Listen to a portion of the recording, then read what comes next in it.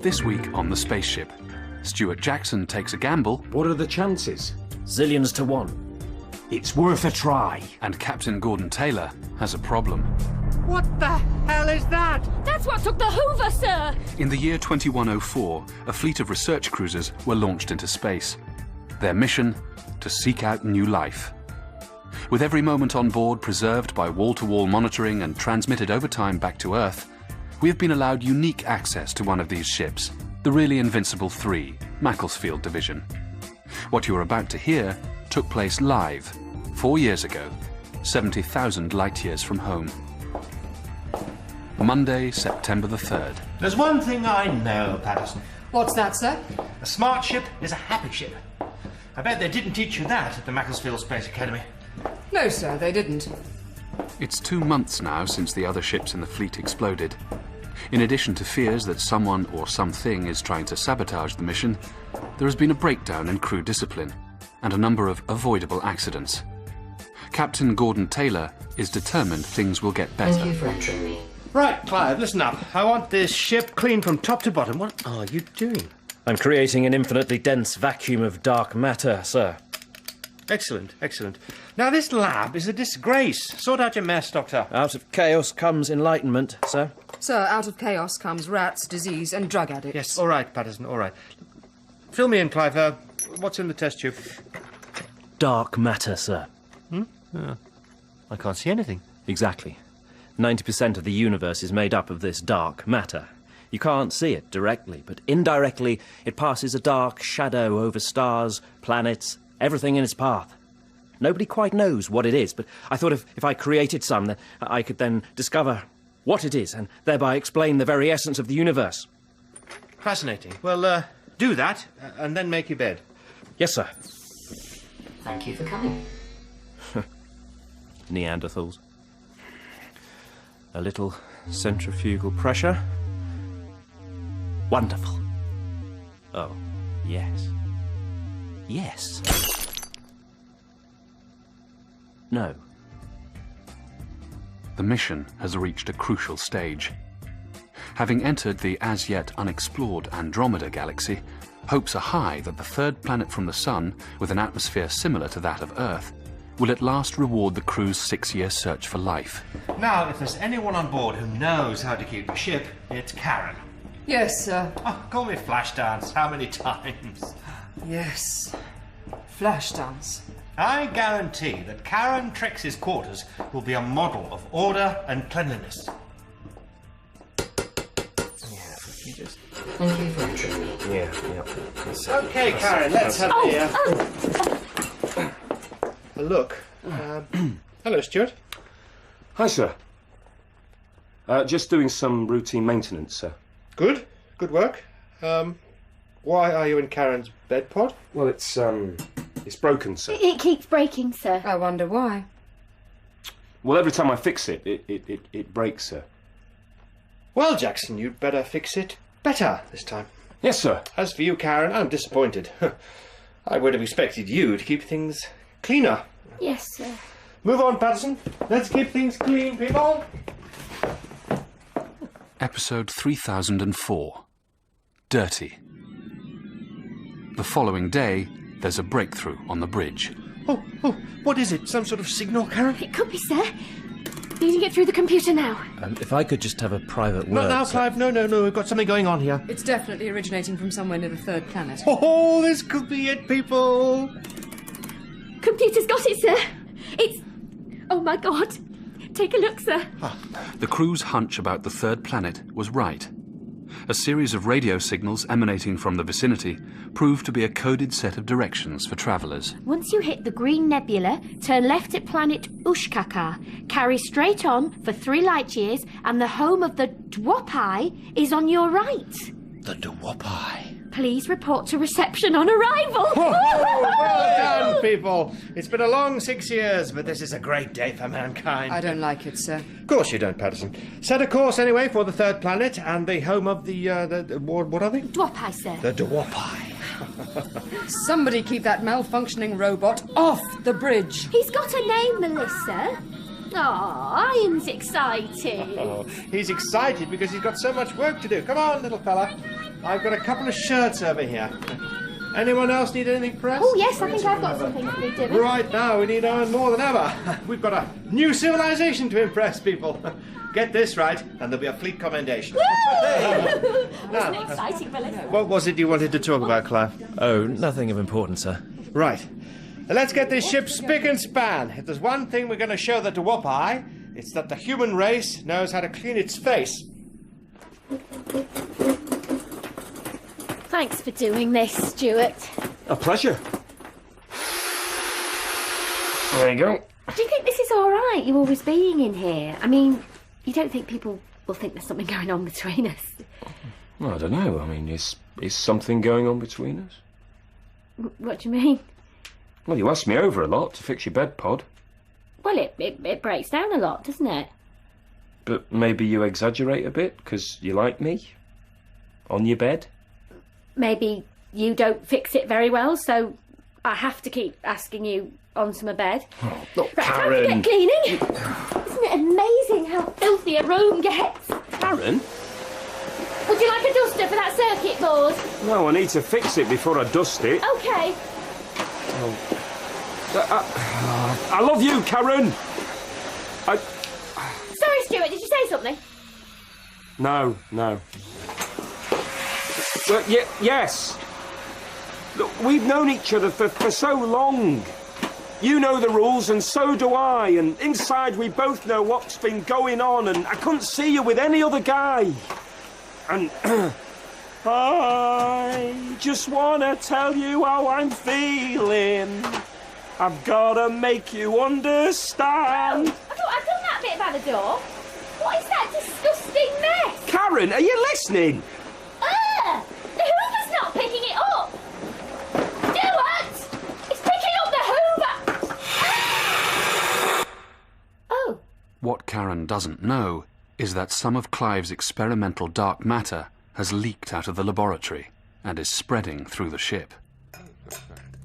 That evening, in the revolving canteen with its panoramic views of never-ending emptiness, the crew have dinner, unaware of the unfolding disaster. You should be able to see it. Coming into view any moment. Ah, would you look at that? What's that, sir? The planet of the Dwopai. It's visible for the first time just up ahead. Magnificent. Where? Well, right in the distance, that small sliver of golden light. Oh, no, you missed it. Well, it'll come round again in a mo. Thank you for entering me. Four Eyes. Clive, come in. Take a look out of the window. We can see the Dwopai planet. Oh. Did that door just call you Four Eyes?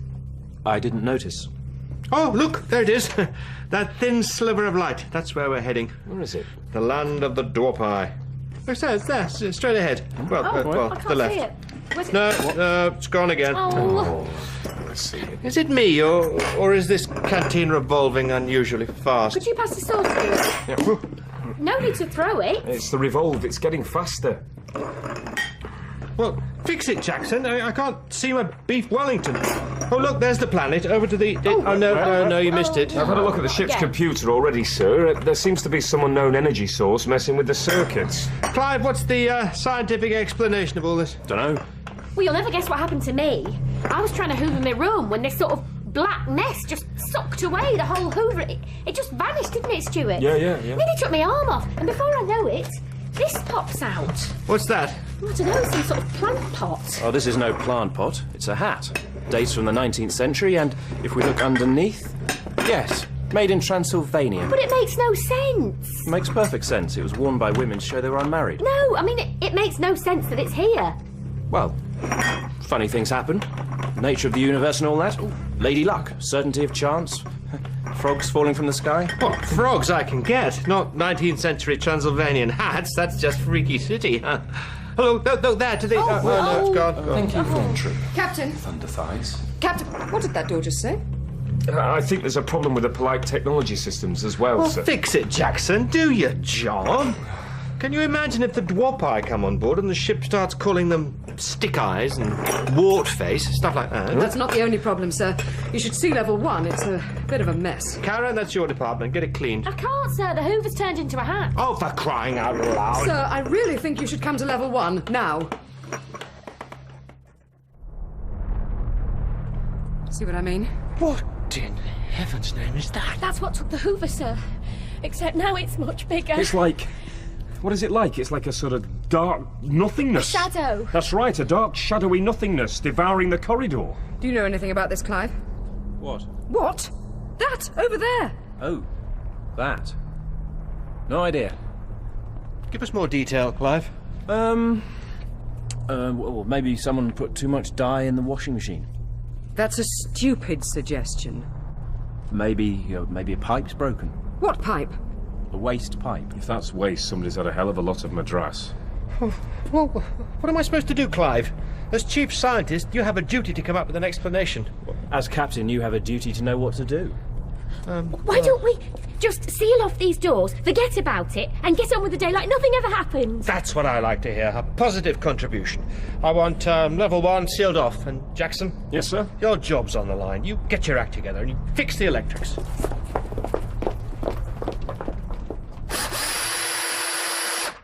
OK. Try walking out now, Karen. Go on. Exit off. OK, and come back in.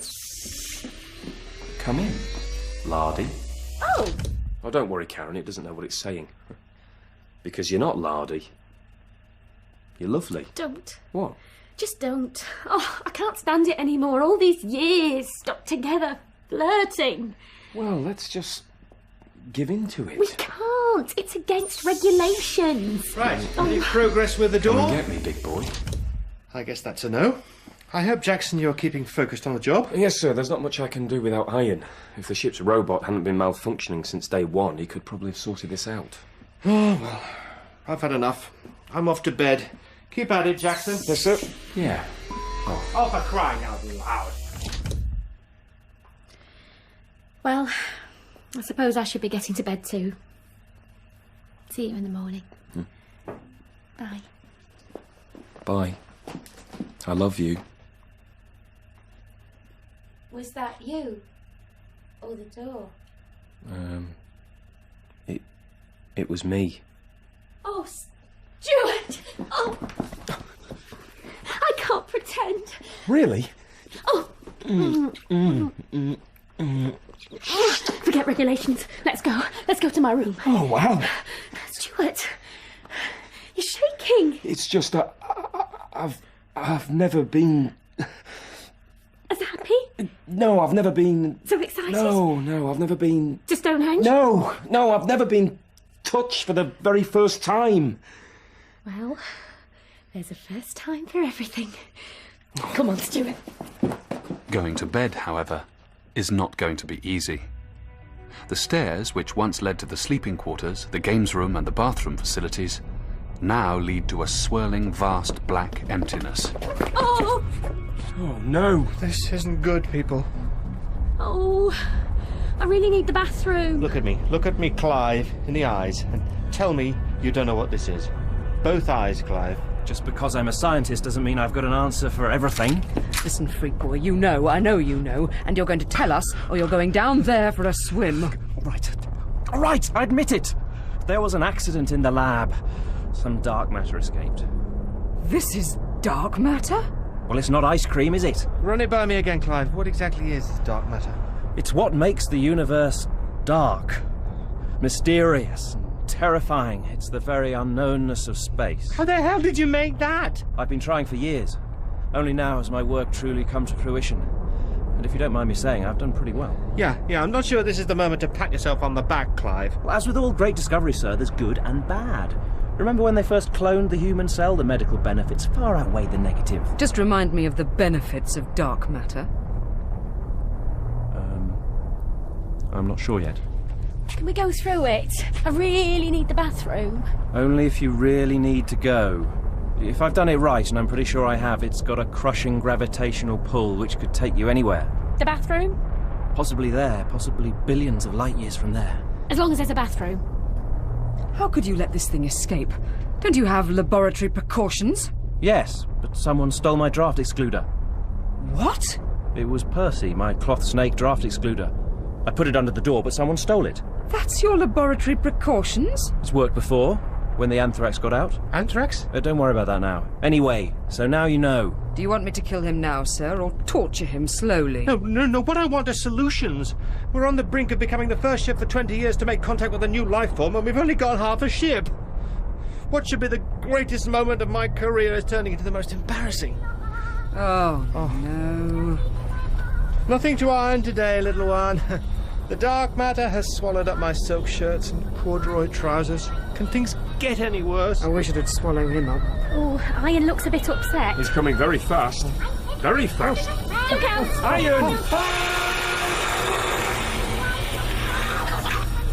Knocked by the malfunctioning ship's robot into the dark matter, Captain Gordon Taylor has disappeared without trace. Captain!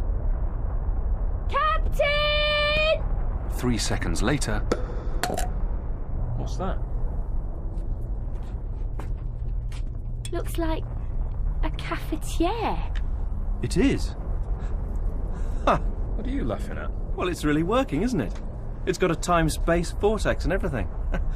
Brilliant. It's not brilliant. Our captain has turned into a cafetiere. No, this is merely the universe maintaining its equilibrium. Something goes in, something comes out.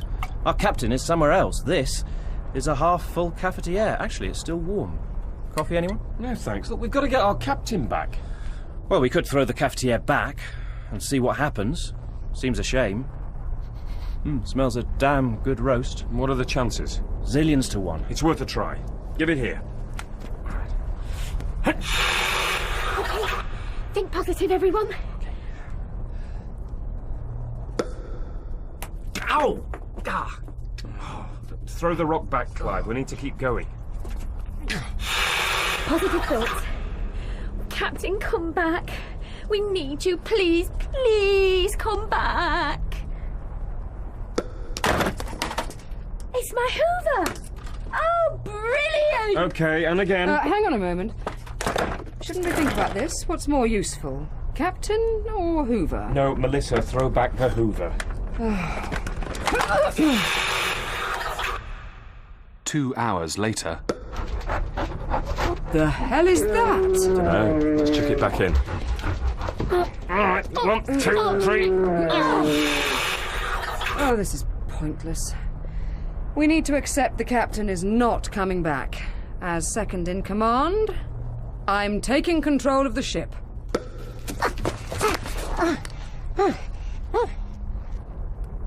Captain? Hooray! Bugger. Good to have you back. Are you back? Of course I'm back. Great! You look great. What is it? Nothing. Let's just get you to the lab for a checkup. A checkup? Why are you all staring at me? Because we're so pleased to have you back. Captain Gordon Taylor, against all the odds, has returned from the vortex. On the plus side, he's in one piece. On the downside, he's got a very tiny head. I'm a captain, for crying out loud. How can I walk about with a head like this? How can I represent humanity with pride? Nobody can see me. Hold still, sir. This is all your fault, Clive. I'm trying to make up for it, sir. This magnifying glass collar should do the trick. It's the same principle as glasses. Instead of making you see people bigger, it lets people see you bigger. One big lens. Right. Now, look forward. What? What do you think, Karen? How does he look? From where I'm standing, I can just see a very large ear. Come round the front. Oh, yeah. Oh, Captain, you look great. Do I? Really big-faced now. Can I meet people like this? Of course. Provided they get the angle right. Could I say, sir, if you don't feel up to the job and want a little rest, as second in command, I'm more than happy to step into the breach for a month or 2, or however long. Appreciate the offer, Patterson, but I'm on the brink of a triumph. I'm not walking away. Did the great Captain Cook, as the Statue of Liberty rose into view over the horizon, hand over the reins to his cabin boy and say, "No, you discover America. I'm off for a lie down." I'm an adventurer, Patterson, a Viking, and I can tell you I've got a thirst on for glory. Captain Taylor, however, will again be disappointed, as Stuart Jackson has some bad news. Captain, we're in. Captain? Is that the captain? Yes, it's me. I'm here. Go round the front, Stuart. What is it? I've just been to the bridge, sir, to work on the doors. And it isn't there anymore. What do you mean? The bridge has been engulfed by the dark matter, sir. It's like we're slowly sinking into emptiness. What does this mean, Clive? Well, that's the nature of the beast, I'm afraid. It's going to keep going, engulfing the ship until it's completely sucked into its crushing vortex. You didn't think to mention this? Well, I didn't want to alarm anyone. Also, I didn't realise how well I'd made it. There is only one option left to the crew. They must abandon ship in the scout vessel known as the Ferret, and they must do it quickly. As the others climb aboard, Stuart Jackson makes some tiny last-minute adjustments. OK. The door should shut now. Hurry up, Stuart, it's behind you. You go on. What? Come on, you need to get in. But there is a problem that Stuart can't fix. Come on! Karen! Stuart! Listen, you go on. I'll stay here. What do you mean you'll stay here? Well, the auto launch is bust. I'll have to do it manually. But you can't! You'll... Well, I know. Stuart, you can't. I have to. But Stuart... Just go, Karen. I'm happy to do this because I know you'll still be smiling someplace. Oh, Stuart. Oh, please, get in, Karen. Stuart! Preparing for launch. Activating manual procedure now.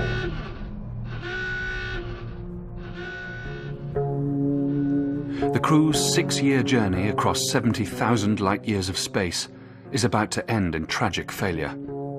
Huddled inside the Ferret, they look on in silence as the remaining half of the ship is engulfed by darkness. Engineer Stuart Jackson communicates a few final words.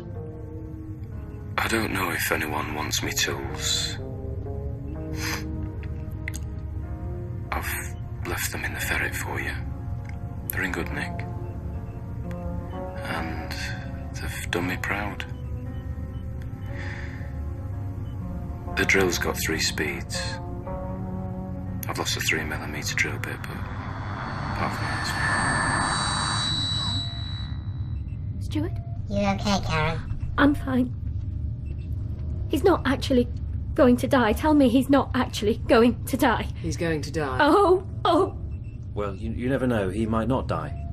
He might be projected to a parallel existence where he'll live as a shadow being, roaming the vastness of space and time. Oh, I've had enough of your talk, Clive. 16 years as captain and I've never lost a ship.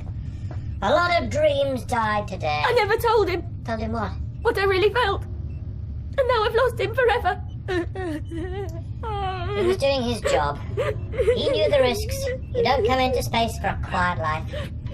Stuart Jackson was a brave man, an adventurer, pioneer. He was a virgin. Sorry?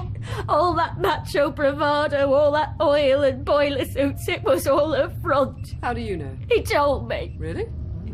He was pure, unsullied. If only I'd given him what he wanted. That, Karen, would have been illegal. You know the consequences of having an illegal exchange. What good are rules? He's dead now. And he'll never know what he could have had. And nor will I. You know he came on to me too. No. Desperate for it he was. No, you tormented him with your non-regulation lycra. But it was me he wanted. He loved me. Switch on exterior communications. He's gone, Karen. I'm gonna tell the world. The universe. Let eternity record that I kept him out. My true love. Stuart Jackson was my little fixer. My son. That's son with a U, just in case you. My son. My light. I'll never forget you. My true eternal night. That's night with a K-N, not night as in eternal darkness. Stuart Jackson, may every being on every planet know that I loved you. That was very touching, Karen. A bit long. Yeah, a bit long, but very touching, all the same. Well, that's it. As your captain, it is my sad duty to inform you that the really invincible 3 is no more. The ship is gone. A few moments later, the ship comes back. Oh, look. hello? Stuart. The ship's back. I don't understand it. I must have miscalculated. It's back!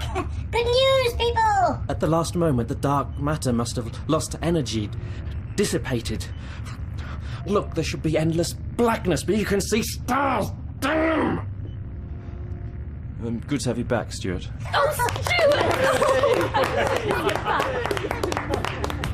As Clive correctly deduced, his recipe for dark matter had been far from perfect. Its infinite core lost energy and burnt out before the ship could be swallowed. And very soon, all is back to normal. All except, however, for Captain Taylor. It's a great pleasure to stand here today with you all and present the Macclesfield Space Federation Circle to a crew member who has shown outstanding qualities of bravery, prepared to sacrifice his life in the line of duty. Engineer Stuart Jackson, please stand forward. Hooray! No, stand in front where you can see me. I have to admit, Jackson, when you first joined us, I had my doubts. Always the new boy. I could never remember your name. Your mind wasn't on the job. But today, you've really proved yourself. I know that in some ways, you are not yet a man. But whatever anyone says... Why is everyone laughing? Because they're happy, Jackson. You came of age today, and together, I'm damned if we won't put Macclesfield back where it belongs, at the forefront of 22nd century space exploration. Let's make some history, people! Hooray! I think, in circumstances, a little music practice is in order tonight. You never know, the Dwarpi might be keen to have us play for them. As for you, Clive, you are to stay in your lab. I forbid you to experiment on anything other than a cure for my shrunken head. I'm damned if I'm meeting a new civilization looking like this. Yes, sir. All right, good. Everybody in tune. Patterson, good. 1, 2, 3. Hey, Jude. Da-da-da-da. Take a sad song and make it better. Remember to something of the ocean. Then you begin to make it better.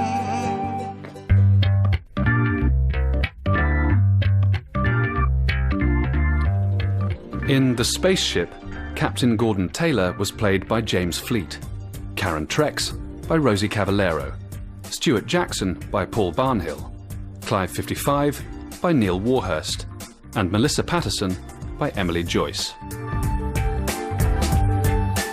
The Spaceship is written by Paul Barnhill and Neil Warhurst, and the director is Sally Avens.